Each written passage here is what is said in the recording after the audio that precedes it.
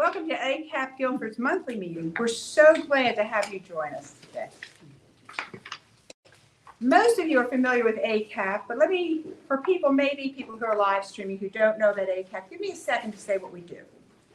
ACAP Community is a 501c3 nonprofit organization that offers information, resources, support, and community for those of us who are caring for aging parents. As you can tell from our name, our focus is on adult children and aging parents. However, all care providers are welcome to be here. So whether you are supporting another family member, a friend, or you're a professional, this is a good place to be. We have 9 chapters across the Eastern Seaboard, just about to have a 10th, and we offer monthly programs that address issues related to aging, family dynamics, and adult care providing. Presenters are experts on the topics they address, and many are or have been care providers for their own families or their own in-laws. ACAP Guilford meets on the 3rd Thursday of each month. We've moved to a new time and format in the last couple of months, so our meetings now begin with a light lunch and a chance to talk to others who are caring for their aging parents, followed by a program on an important topic that begins at noon. We'll provide lunch, but please register so that we can be prepared to feed you when you come. Our meetings take place at Senior Resources of Guilford at 1401 Benjamin Parkway in Greensboro. And for folks who simply can't participate in person, we are still live streaming our programs beginning at noon every month. And finally, you can watch past programs for all of our chapters on our YouTube channel.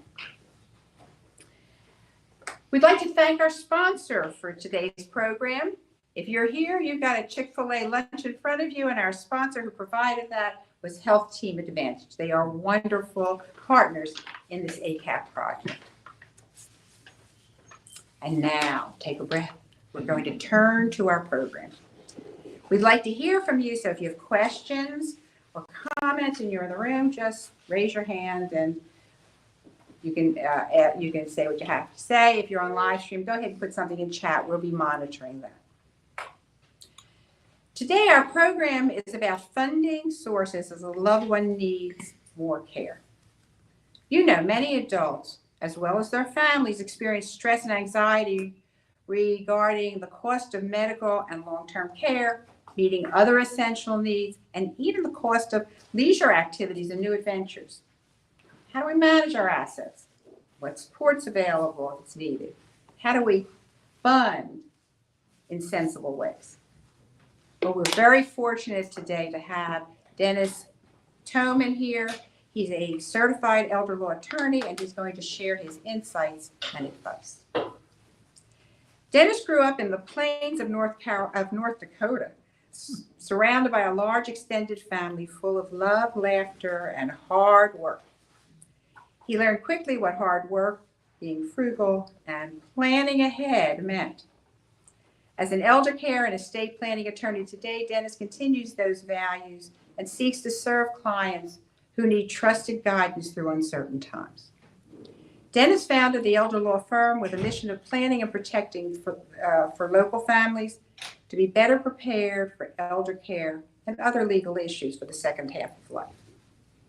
Dennis has been blessed by a wonderful wife, Lynn, and 2 sons. Dennis and Lynn met in 7th grade, but didn't date until after high school. That's because while Dennis has always been smart, he hasn't always been observant. Fortunately, he came around and they married before moving to North Carolina for law school. Dennis and Lynn have 2 sons now grown and away from home. Now their family includes their latest dogs, Bella and Bentley, who are therapy dogs and often help greet clients at the law firm. Mr. Toman, welcome. Thank you very much. Thank you so much, Cheryl. Very much glad to be here. Thank you. And anybody who is at home, this is a wonderful group to be at. And there's a lot of energy in the room, a lot of good conversation, good people here. There's a number of professionals who I greatly respect in what they do and how they do it in the community too. And so this is a wonderful opportunity to be able to, interact and to get some support and with that too. So do have the presentation. We'll talk about that in just a moment. I thought I'd probably just share with you real quickly some things that I learned from my wife as we went through a care journey with her mother, Elaine, a number of years ago. And Elaine had a dementia journey that at home we had home care for her for quite a while.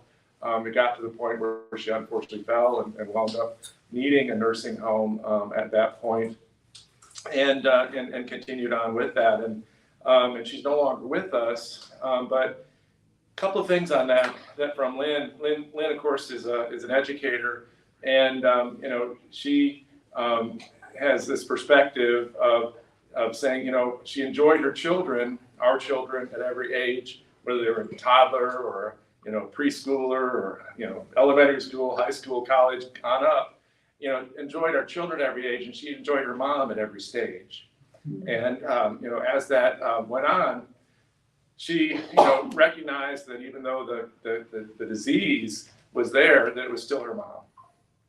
And it was so important to recognize that and to continue to give her that support, to express that love and to feel the love that was there. And it's something that, sticks with us to this day. And the other thing was that, as we were going through that, she looks back and she says, how did we ever do that? It was really the fact that we both have full-time jobs. As things progressed through the nursing home care, Lynn was there, morning, dinner, putting her to bed, helping with all that.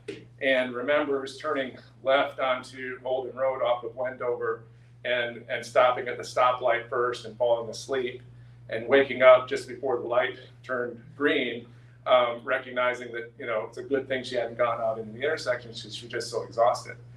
How did we ever do it? But yet, would we want to do it again? We wouldn't want to do it again, but we're so glad we did it. And we would do it again, and it was certainly the right thing to do, and it's something that, we, feel very privileged to be able to have been able to help her through that and with that. And just the last part of that, too, is that, it's mentioned, grew up in the same hometown. Elaine knew me a long time. And my wife always joked that Elaine liked me better than her. It wasn't ever true, of course. But Elaine did, let me help her with her estate planning and getting the right tools in place and, making sure that we had what we needed for her. And, in that regard, Lynn's two brothers lived out of town, so really all the burden fell on her and I. And, we got everything in place. We kept them in touch, and they came down and visited every so often. They were tremendous support as well at a distance. But after Elaine passed, I was able to sit her brothers at our kitchen table and just say, well, this is how things are set up. This is how things are going to go. And because Elaine, trusted me and we got everything in place and it was the right thing to do, just like we helped with a lot of other families too, everything worked so smoothly and well for the whole family that now, my brother-in-law has asked me for estate planning advice, which, for a brother-in-law to ask anybody for advice, that's always really helpful. But I just mentioned that to you to say, been in the position of course, being concerned about that care for a parent. Everybody's got a different experience, and certainly my experience with my father was completely different as well, but we won't talk about that today. So we're going to talk about paying for care. And this is, see how this works? It looks like it will. Page down, there we go. So just to say, as we do this, we're planning ahead. Of course, so much of this is about family, making sure that we're making the right decisions to take care of each other, make sure that for the future generations, things are going to turn out better as well. That happens to be my mom. here, and then her great-grandchild, her first great-grandchild there as well. And here, there we go. So the plan, of course, is to have a plan to stay independent as long as possible. If that's not possible, how are we going to make sure that we get things better protected? So just to ask, anybody here, eat a healthy diet, good, exercise, good, take your vitamins. Well, that's because, that causes everybody to live longer.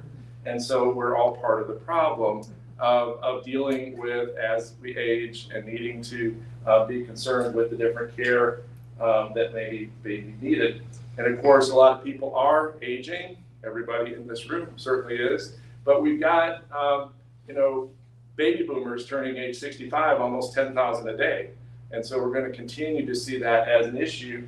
And as life expectancies increase and we continue to see strains on Medicare and Medicaid, and as we read about that every day, how are things going to work out for that? What are the options that are available?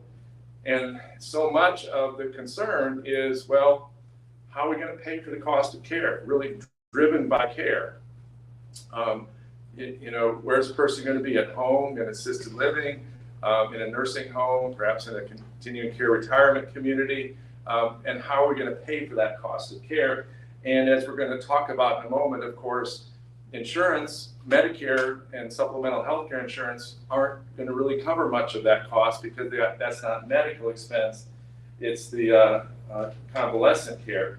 So a lot of times we'll put this into the perspective of the elder care journey. And this is really helpful for understanding the type of care a person might need, where they could get that care, and how they'd be able to pay for that care, as well as the cost of that. So looking at this, it helps the people see where they are now, where they might be in the future, where their parents are now, where their parents might be in the future. And so we start off with this part here, which is a healthy, vigorous senior, and has absolutely nothing to do with age. In that time, the person's living at home, taking care of themselves, might go to the hospital, might go to the doctor, come back home. Medicare has done a good job of paying for that cost of care. Medicare cares for you as long as you're going to get better. It's when you're not going to get better that Medicare stops caring. And so the person, though, once they start to have memory or mobility concerns, then sort of declining senior, we need to start thinking about planning and for future care needs, because once we start to have those memory or mobility concerns, the question is no longer might that person need additional care, it's really how soon, not if, but when. And so planning needs to really be taken into consideration at that point. How are we going to pay for that care when it's needed? Now, this initial support where the person's healthy, vigorous, staying at home, that's a great time to have some traditional estate planning in place, revocable trust, powers of attorney, get that in place, as well as consider long-term care insurance. Now, long-term care insurance, and we'll talk a little bit more about that, but it can be purchased up until mid-70s, and there's even certain types that can be purchased even older, but it all has to do with health. And of course, when the sweet spot for that tends to be about 60 to 75. And so something to really consider when the person's young enough and healthy enough to do that. Now, if a person needs care at home, that might be family providing that care. Certainly that is for a lot of people doing that. And in that situation, the concern is always, does the caregiver take care of themselves or not? Because what good is the caregiver going to do if they wind up getting sick to the point where they're not able to provide for themselves, much less their loved one? Other times, to go ahead and purchase or to pay for care in the home that cost $20, $27 an hour, typically something like that. Very affordable for a few days a week, a few hours a day, something definitely a big help. The costs go up considerably though when we're talking about round-the-clock care. And so how's the family going to be able to pay for that? Well, you'll see here I've got private pay, VA benefits, and long-term care insurance. What's not up there? Medicare and Medicaid, because neither Medicare nor Medicaid really help to pay for the cost of care at home. It's not considered medical care, is considered to be the long-term, convalescent care. And same thing, person goes into assisted living, that cost of care could be, $4,000 to $8,000 a month, depending where the person is, what type of care is going to be needed. And that's either going to be private pay, VA benefits, long-term care insurance. There is a type of Medicaid that can be available, but there's an income cap for that type of Medicaid. That means most people won't ever get help in assisted living through that program. And also most assisted living communities don't accept that type of Medicaid, which is called special assistance. Now, the person goes into the nursing home, cost there somewhere is around $10,000, a little more, a little less a month. Paying for that cost of care is going to be private pay, Medicaid, or long-term care insurance if they've got the long-term care insurance at that point. And of course, the concern is going to be, well, Medicaid oftentimes does have a spend down requirement, and would the person be eligible for Medicaid before they basically run out of money? And we don't want to see somebody run out of money at one of the most frail and vulnerable times of their lives. It doesn't have to be that way if they've got some important planning tools in place and how that's going to work for them too. Now you see, I've got the elder care journey extending beyond death as well, because there's some things we want to make sure that we take care of. For the survivors, we want to avoid probate when we can. We also want to make sure we might have a child with special needs. And if so, we want to make sure we've got a trust set up properly for that. What's that? It got tired. There we go. I'm advancing it. Let me back up here. We're almost done this slide. Then the computer will be happier with me. But providing for the survivors, child with special needs, make sure we've got proper setup for that. But even more frequent is when we've got a married couple and one spouse is the caregiver for the other, or one spouse is already in care and maybe even is eligible for Medicaid at that point. What if the spouse at home dies first? And many times what happens is they've got what I would call a typical I love you will that leaves everything to the surviving spouse. Well, if it were my wife and I, let's pretend that I had Alzheimer's and my wife's providing care for me, and then she passes on, heaven forbid, everything comes into my name. Now I can't really manage perhaps that money, and everything that I've got that we had together is now in my name. It's all at risk for being spent completely down. And also subject to what if somebody came along and convinced me to write them a big check, the scamming issues too. So we want to make sure that that surviving spouse is better taken care of, not have that I love you will, but something much better, because it'll allow us to have the allow us to make better choices about how to pay for care going forward. So before I go on, anybody in this room have any questions? I'm not sure. Yep, looks like I got a question up here. Maybe not yet. Okay. Anybody got a question? All right, we'll move forward. So, as I mentioned, it's all driven by care. How are you going to pay for that care depends on what care is really needed. And so we start off just looking at the types of care. Well, we've already talked about them all. It's private pay, that includes long-term care insurance, Medicare, VA benefits, and Medicaid. Other than family, there's really no other way to get the care that the person's going to need.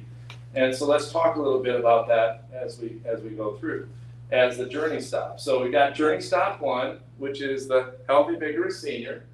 The healthy, vigorous senior, maybe with some chronic care needs.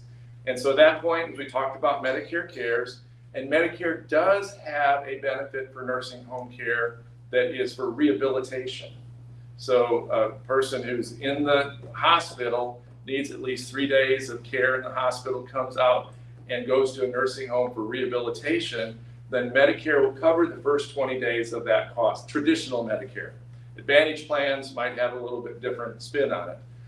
And then there's actually an additional benefit for another 80 days, so up to 100 days, but there's a copay of just over $200 a day for days 21 to 100. So Medicare can help to pay for a period of time. At home, it's the best way to pay for the cost of care. It's health insurance for retirees, but some people think it's going to cover more than that, and it's going to cover the nursing home as well.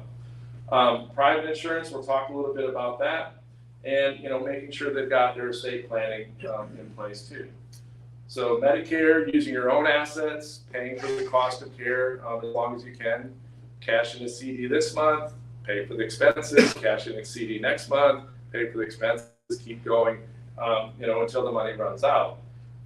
Or long-term care insurance, which is another option if a person has planned ahead to do that. So long-term care insurance is not something that a lot of people have. We do a lot of work with different families. We talk about long-term care insurance and ask about that when they come in.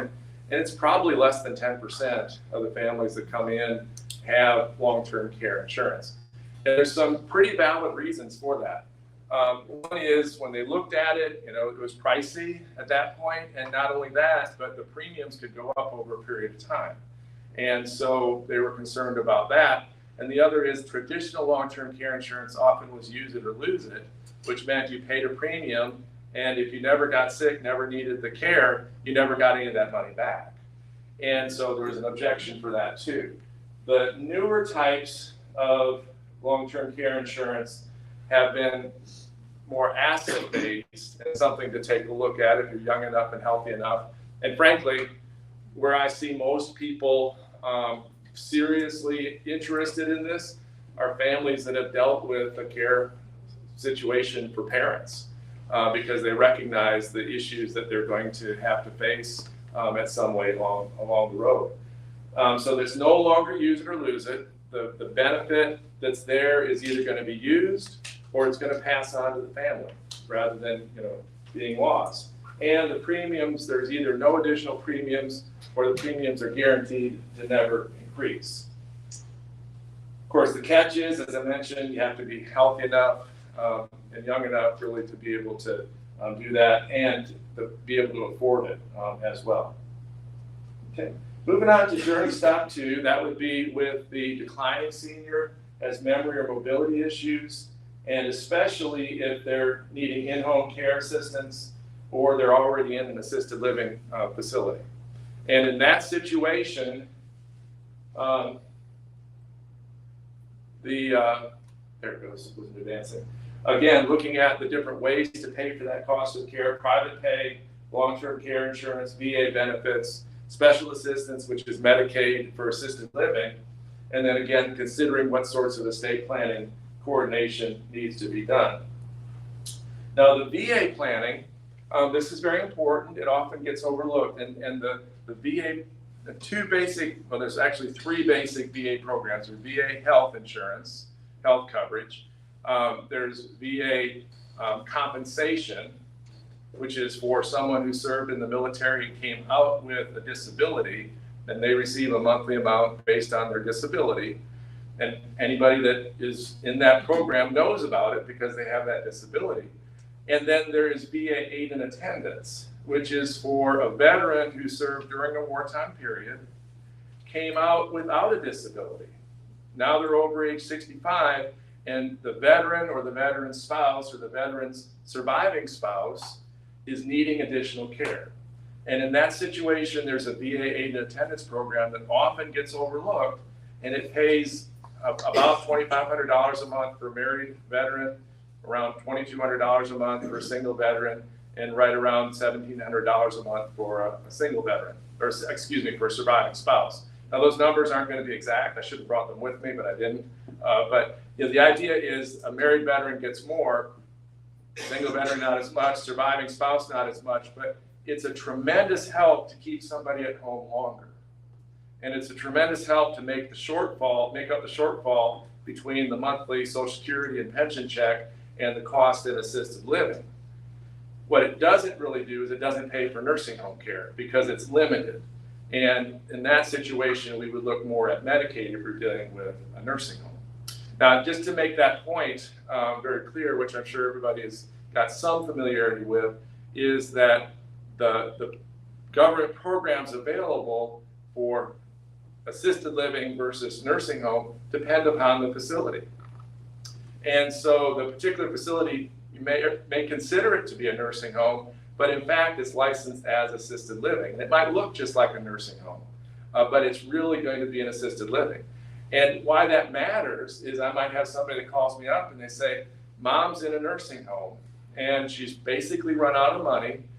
They're telling us that she makes too much money to qualify for Medicaid. What are we going to do? Well, the question at that point would be, well, tell me where mom is. Okay, well, she's at this facility. Well, that's really assisted living. Yeah, I understand that's assisted living. We just call it a nursing home. That's fine. Now tell me what mom's income is. And at that point, with the for special assistance and assisted living, if her income is $1 over $14.15 a month, she's ineligible for Medicaid, or more technically, special assistance in assisted living. So somebody that has no money at all has income above that $14.15 a month, and that's the gross income, not the net. So it's before they pull out Medicare. They're not going to be eligible for any help in assisted living. Now, memory care, it's a little bit higher, it's $17.89 a month, but still, it's an income cap. And I mentioned that to you because there are times I'll hear from families that say, well, mom's at that point, she's run out of money, she's in assisted living. The facility had said when they went in that, mama runs out of money, she can get Medicaid at that point. Well, unfortunately, they probably didn't ask what mom's income actually was, because mom is never going to get help in that facility or any other assisted living facility with income that's over that income cap. So what that means for somebody in that situation is that the objective is not how to spend down their assets so that they can qualify for care benefits. Instead, it's going to be to make smart choices about how to conserve those assets to continue to pay for that cost over an indefinite period of time, which of course means making choices about perhaps staying at home longer, having family help longer, understanding that moving into assisted living, spending all the money is not a good result for that person. It might mean choosing an assisted living facility where the money is going to last longer. Important considerations, or it is, okay, mom's going to be running out of money. She's not out of money yet, but she's going to be running out of money. Maybe we need to justify the need for a Medicaid care or a nursing home care, in which case Medicaid would pay for her cost of care without regard to her income. Her income would not disqualify her for Medicaid in a nursing home. It does disqualify her for Medicaid or special assistance in assisted living. Any questions at all on that? Two different types of care: assisted living, nursing home. Assisted living, a lot of people choose to move into assisted living. It's a nice facility. It smells nice, good food, good people, things to do, good conversation, pleasant surroundings. Nursing homes, not so much. Necessary level of care. And nobody ever chooses to put their parent or their loved one in the nursing home happily. Nobody ever wakes up in the morning and says, oh boy, today's the day I get to go to the nursing home. But aren't we so grateful that that care level is there when we do need it, and that we have people who are willing to provide that care with compassion and doing it to the best of their ability. No perfect nursing home, period. That's what I always tell families is there is no perfect nursing home, but the family can make a lot of difference in how that care is provided and the relationship between that resident and the care staff too. I have a question. Just to clarify about this assisted living. Okay, if the person just have an income of, say, $1,200, okay, a month, and what I want to say is, if they got 12, and that's all the access the person get a month, is that through her social service, social security. My question is, okay, and she's in assisted living, will she still be qualified to apply for Medicaid? If that's all she got and don't have, So the question is, if somebody has $1,200 of income, could they be eligible for Medicaid and assisted living? Yeah. Yeah. So the answer is yes, but we want to confirm that that's the gross income, not just the net income. Right. Because once you add back in the Medicare premium, they might be up over above the $1,400, or there might be Medicare Part D as well as Part B being withheld. So that have to confirm that. It's not what goes in the bank that matters, it's the gross amount. Okay. Yeah, exactly. And then if the person did move from assisted living into a nursing home, let's say they were over income, they had too much income for benefits in assisted living, that income would not hold them back from getting benefits in a nursing home. Both of them, both assisted living and nursing home, have asset limitations though. And so that would be more of a consideration for a nursing home, is whether the assets, not the income. So what is Medicaid? Medicaid covers the cost of about 2/3 of nursing home residents. And so it's something that's widely used. It's a way to pay for the cost of care in a nursing home based on the person's assets primarily. And some people will say, well, I would never want to go to a nursing home that accepts Medicaid. Well, guess what? Every single nursing home in Guilford County, with the exception of one that is a very high-end, CCRC, where you have a big buy-in to go there, every other nursing home accepts Medicaid in Guilford County. And so it's not a matter of saying, I want to be in a nursing home that doesn't accept Medicaid. It's a matter of wanting to be in the nursing home that you prefer based upon, the surroundings and proximity, the staff, and, having that visit with the facility to make sure it's the right one. It's not Medicare. That's, again, a lot of people make that mistake. Now, in terms of qualifying for that, for Medicaid, a person can only have $2,000 of countable assets for a single person. And so a single person, so you have to divide their assets between what's countable and what's non-countable or exempt. And the exempt assets would be the house, a car, prepaid burial, about $10,000 of life insurance, and household goods, furniture, furnishings, that sort of thing. Everything else is countable. And so countable assets would include an IRA, it would include, mutual funds, it would include other bank accounts, it would include a second car, a second piece of property. All of that would be a countable asset, and the person can only have $2,000 of countable assets. So for a single person, what would happen is they'd have to go down from $100,000 to $2,000. Sometimes we make use of a caregiver agreement, especially if we can get started with that family to help before the individual goes in the nursing home. So while they're still at home or while they're in assisted living, if the family is actually helping to provide the care, even if they've got paid care, but the family is supplementing that, then it may make sense to do a caregiver's agreement to get a better result for the family. But be cautious with that, because I'm not saying that the parent can pay the child for care without that caregiver agreement, because if that happens, mom says, daughter, you're doing all this care, your brothers live off elsewhere, I really think you should be paid for what you're doing for me. And daughter says, no, you don't have to do that. And mom says, no, I insist. And mom starts paying daughter. Well, Medicaid, if mom ever needs to move to a nursing home and receive Medicaid, or assisted living if she's under income, Medicaid would treat that payment to the daughter as a gift, unless we've got that caregiver agreement in place. So very, very important. It's a good strategy in some situations, but it's never a good idea simply to be paying the child to help provide that care. Now, for a married couple and Medicaid, things are different. And just to simplify it for you, too many people, are told you have to spend half of the assets, and the spouse at home is going to live on reduced circumstances the rest of their life. Or they get even worse information, and they're told, you can only have $2,000, and they keep spending, and the spouse at home is completely impoverished. Well, if things work out, if they go to the Medicaid office, they would be told exactly what I said, which is that spend half of the money, come back and apply later, maybe you'll qualify then. Okay, which means that the spouse at home is going to live on half of the resources the rest of their life.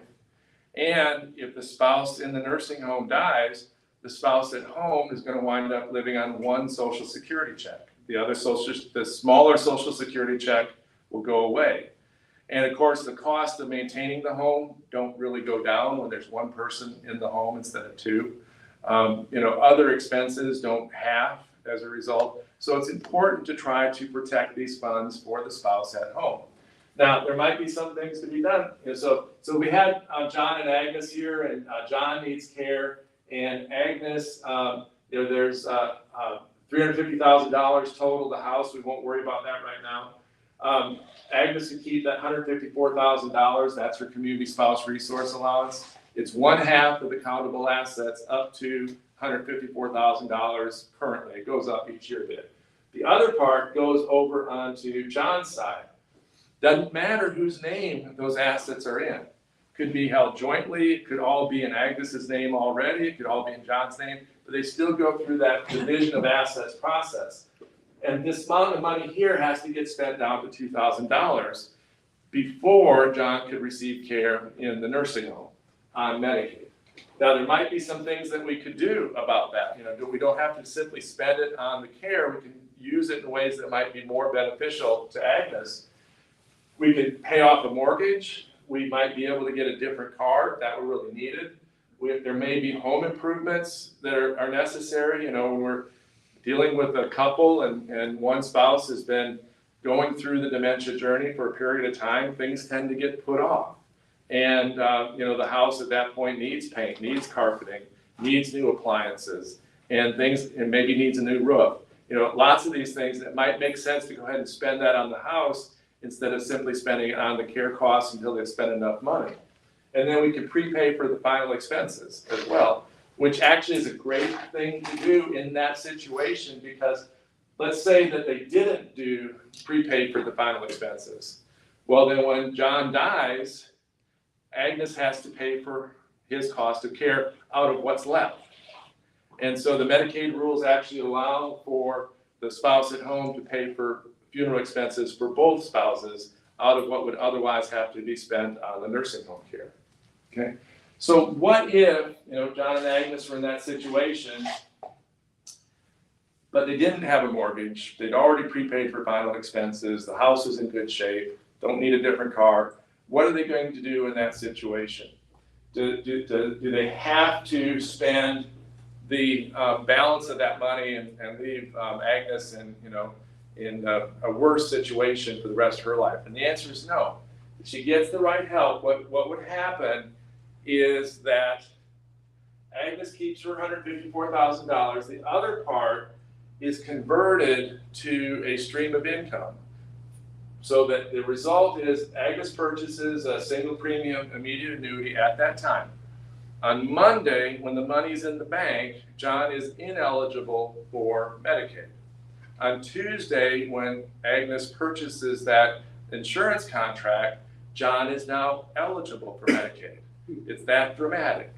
And the result means that on Monday, when John's in the nursing home not on Medicaid, they are using all of John's Social Security, any pension that he's got, plus all of Agnes's income, and dipping into their savings month after month and watching them go down, down, down, down.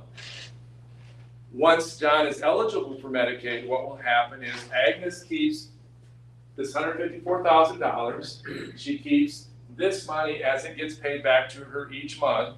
She keeps her monthly income, and John's income goes to pay for the cost of care in the nursing home. She keeps practically everything, and she can just worry about making sure that he's getting good care, and she can stop worrying about her finances.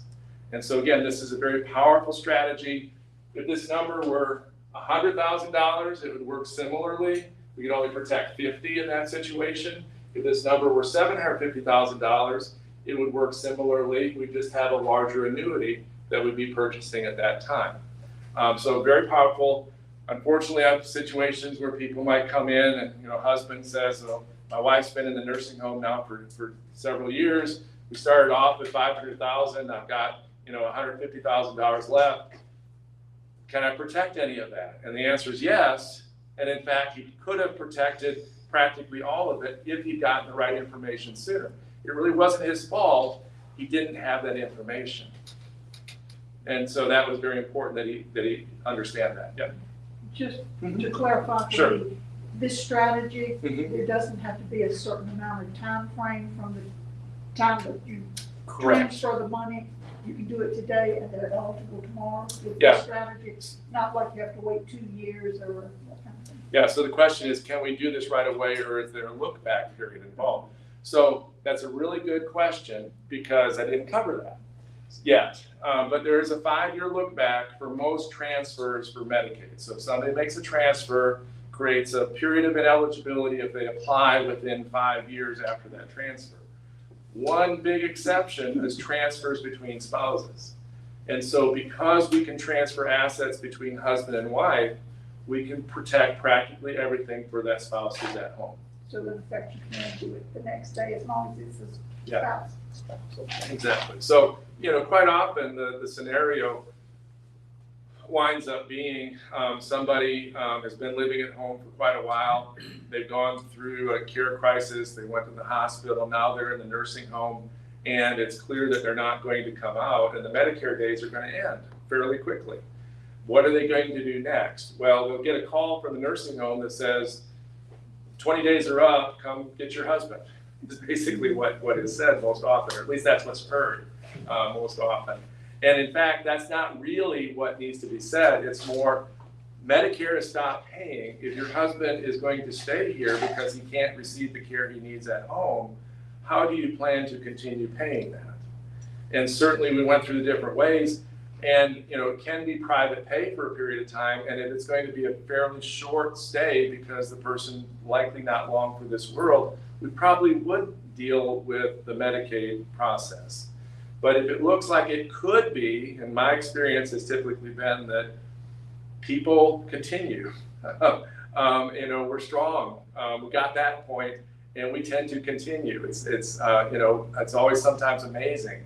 I just gave a talk the other day. It was a Wall Street Journal article that I pointed out, and it was a woman in Western North Carolina. Her husband had just died. Mom was 78 years old, and a lot of health problems, including Lewy body, high, cholesterol, a lot of cardiovascular problems and that sort of thing. And the daughter said, "We thought Mom would be gone in a year after losing Dad." Well, she lived for another 10 years. And he happened to work for Lowe's. They had, substantial amount of savings, and they went through practically all of that, paying for Mom's care over the next 10 years. So my point is, if the person's in the nursing home, Medicaid may be an option, particularly if it looks like it's going to be a long stay. And it often winds up being a longer stay than most people expect. And I lost my, there. Yes.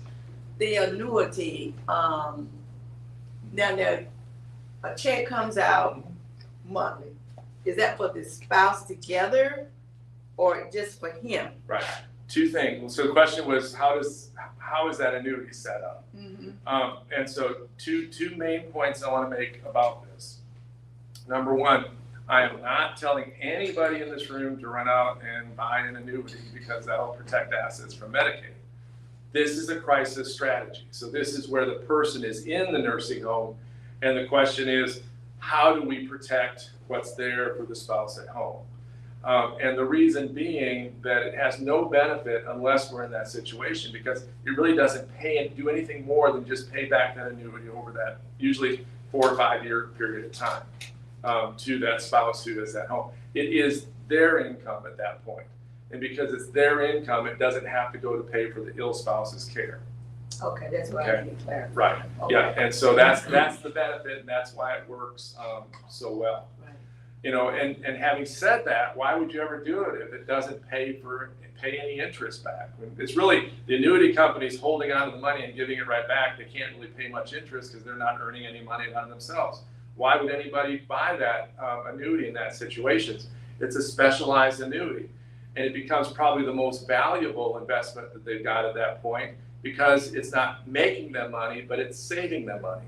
it could be saving them $7,000 or $8,000 a month, which is a tremendous return on what they put into that contract. Okay. Things that we look at when we're in that situation, are there things that make sense to spend down on? Are there ways of repositioning the assets like we talked about, gifting assets between spouses? Sometimes we do that, retitling property and all that. And the point on that is basically it's better to plan ahead, particularly for a single person, because we've got a 5-year look back for Medicaid. Sometimes we've got a husband and wife and we're concerned about what's going to happen if one of them needs care down the road. Well, then we'll often put the house into an irrevocable trust that can help to make sure that that house is not later subject to either a spend down or being taken by Medicaid through the process of estate recovery. Okay, but gifts typically have a 5-year look back period, so we want to try to plan ahead when we can. Sometimes we talk about starting the 5-year Medicaid clock, and so yes, the rules changed significantly in 2007, and we can make gifts if possible. Gifts under many circumstances, but get the right advice on that. There's some exceptions to estate recovery. So estate recovery, this is when estate recovery is. Let's say we got mom, Sally, let's say it's Sally, and Sally's in the nursing home. Sally has a house and she's got $2,000. So Sally has $2,000 of countable assets because the house is exempt, right? So Sally's daughter goes down to the Medicaid office, applies for Medicaid, and Sally qualifies for Medicaid, okay? After Sally's death, the family's going to get a letter from the state that says, here's what we paid for Sally's care through Medicaid. Now, you have 2 options. We know Sally has a house, but if you prefer, you can go ahead and pay this bill yourself. We're fine with that. Otherwise, if you're not fine with that, you need to sell Sally's house and send that money to the state. And that's what's called Medicaid estate recovery. And so, that's a huge misconception among all too many people, that saying that, well, the house is exempt, we don't have to do anything, mom qualified for Medicaid. Yes, the house is exempt, but it is not protected. And so we need to find a way to protect that house. If we're planning ahead, we use the 5-year trust to start the Medicaid clock running. That works for the best. If we don't have 5 years of time, mom's already in the nursing home, for example, we still have some deed strategies that can work to protect that house. And I'm trying to see how I'm doing for time here. Okay, we've still got about 10 minutes, it looks like. So just give you this example because it just made a huge impression on me about the value of time. They say, how does that joke go? Or that. So what's the difference between salad and garbage? 2 days. And timing is everything. And so this was a situation, COVID had just started, been going on for a bit. I had 2 brothers that came and visited me. Mom had been in the nursing home for a year or 2. She had contracted COVID. She was over at the COVID hospital, which is the old women's hospital that's since been torn down. And she was there, and it was unlikely she was going to come back. And so they stopped by the business office at the nursing home and just to find out if there's anything they needed to do to wrap up with the nursing home. The nursing home, thankfully, said to them, doesn't mom still have a house? And they said, yes. Well, she's been receiving Medicaid, but she could have the house, right? They said, no, you need to talk to somebody and talk to somebody quickly. And they came and saw our office, and we went ahead and put a deed in place that protected that house. And fortunately, mom had a power of attorney that allowed for us to be able to do this. And we were able to use what we would call an enhanced life estate deed at that time. And mom died like the day after we did that deed. Wow. What would have happened if they had not gotten that news and then had not acted quickly and gotten that help is that house would have then been lost. The house had been in the family for like 3 generations. And they had a cousin who was living there who had some care needs themselves, and it would have just been plain gone. But since they did act, and again, it wasn't their fault that they didn't know to do that.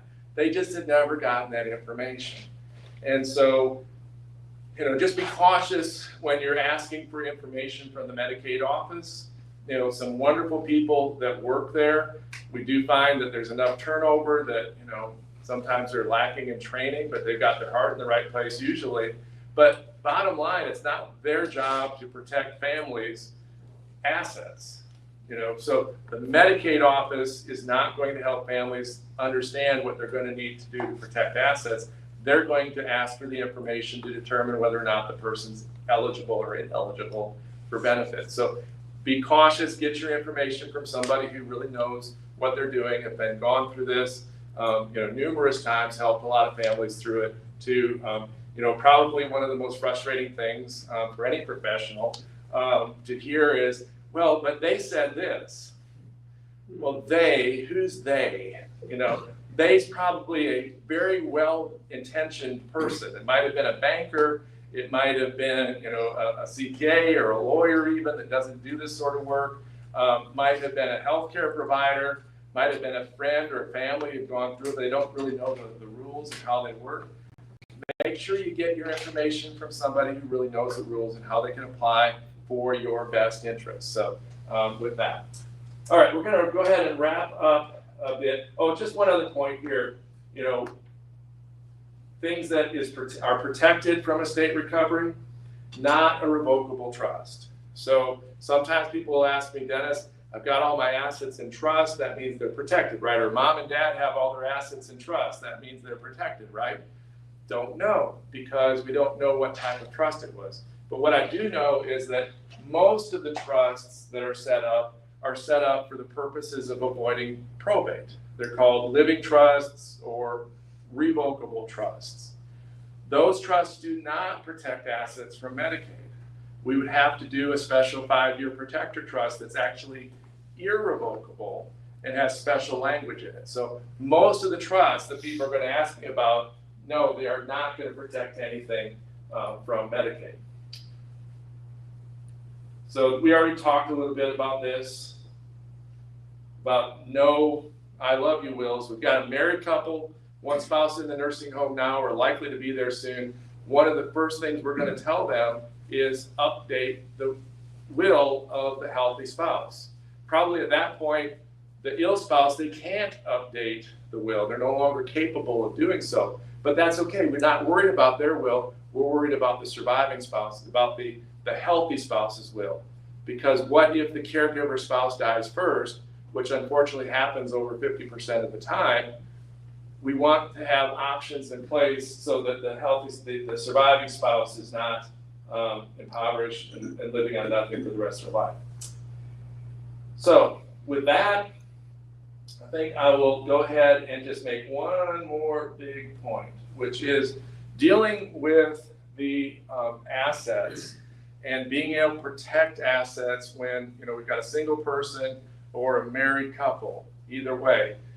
A lot of times it comes down to the language that's in the financial power of attorney that they took the time to sign before they lost the ability to sign it. Okay, so another way of saying that is too many people don't have a power of attorney that will help them when they need it.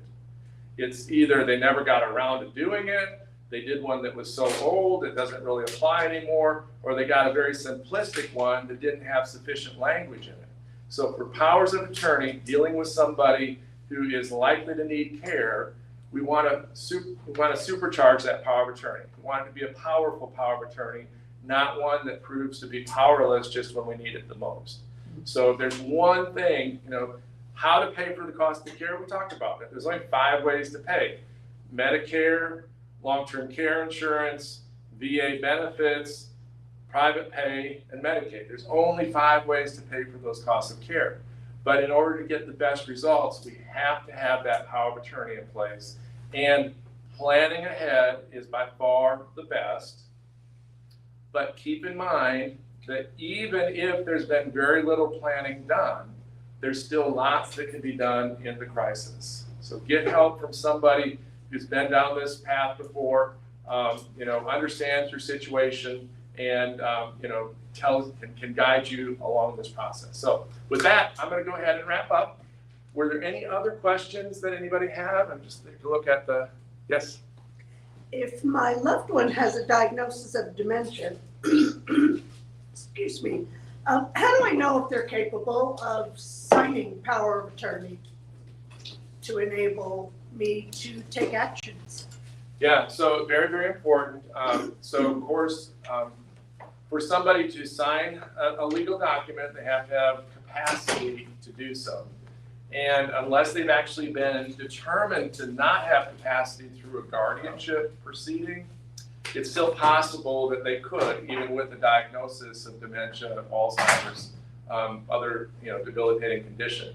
So at that point, it's going to be, sometimes it's very obvious. The person is able to tell exactly what they want. They know where they're oriented. They know who they want to make these decisions. They know what their decisions are. They can hold a conversation. They understand what's happening around them. Other times it's not as clear. And at those times, sometimes we'll get a physician involved or a psychologist to be able to do some evaluation in that case. Yeah. One question we often get is, can I sell my house to my kids for $1? I know I can't give it to them, but I can sell it to them, right? For $1? Well, that's still considered a gift. And, again, we're talking about the ways to pay for the cost of care. And if we're thinking about, well, why would you do that? Well, it's because we want to qualify for Medicaid sooner. But let's really think about that. Adding a child's name onto assets often is the wrong idea for mom and dad, because what if that child later divorces, or that child, dies and everything passes on to their surviving spouse who maybe mom and dad never really liked that much in the first place, or the child gets sued and they put their name on it. It could be, we don't want mom and dad's money, to be at risk because of the child's problems. So we want to always be very cautious about that. And typically there are good ways of dealing with that too. Very good. Do you have a card? I didn't bring a card, but I think we probably got my information. Of course, Eileen McGinnis is here, and she is actually our elder care navigator at the office, and she's very involved with ACAP, as well as providing spectacular services to our clients through elder care navigation. Well, I have a house and it's just me, and I've worked all my life, and I have 3 children. I have 6 grandchildren and 6 great-grandchildren. Congratulations. Thank you. So and I've got a will. Right. And someone's been appointed power of attorney. Mm-hmm. So what else? Yeah, so. The house is in my name. Right. So what I would recommend is to talk with somebody who's certified elder law attorney that deals with this a lot and looks at the whole situation. What's important to you? What do we want to protect? How are you going to, what's your plan for care? How are we going to pay for that? And and come up with a good plan for how to protect the house, how to make sure that the power of attorney's got the right language in it. It may be that the power of attorney's fine right now, but somebody needs to look at it and confirm. Other thing I'd mention about powers of attorney, the law for powers of attorney changed in 2018. So the ones before 2018 are still valid, but they can be improved upon under the new law's language. So if you've got a power of attorney that's older than that, you certainly do want to make sure you get that looked at, probably updated too. So I think we're about out of time. But thank you very much, everybody in Zoom land.